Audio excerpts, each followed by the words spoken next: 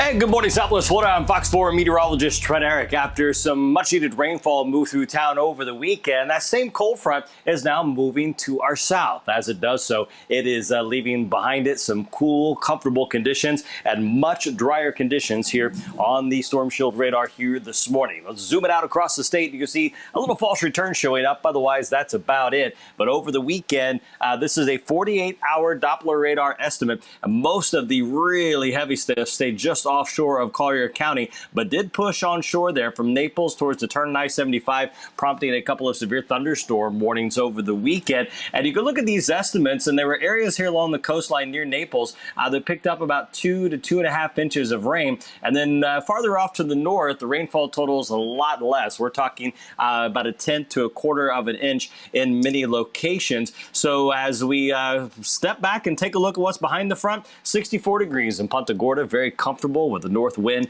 at 5 miles per hour. Page Field checking in at 67 this morning with that wind between 5 and 10 miles per hour as well. That north wind is going to be key in the forecast today because we've got clear skies and very comfortable conditions.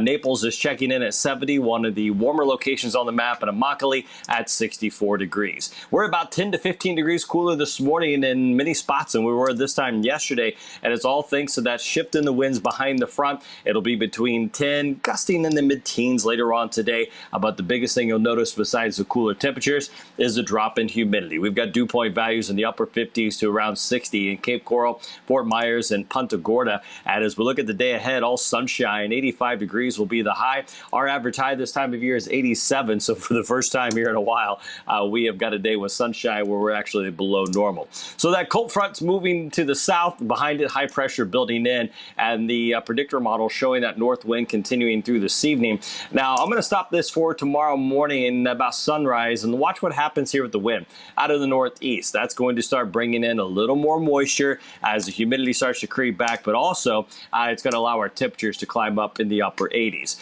After receiving the rainfall, we hope to add to it again on Thursday. As you can see, Southwest Florida is still in a severe drought here as our rainfall totals only amounted to just a bit here. We're 5.25 behind in Fort Myers for the year and over 4.25 behind in Naples. And that 7-day forecast shows the next chance of rain not happening again until Thursday as we have another weak cold front heading in our direction.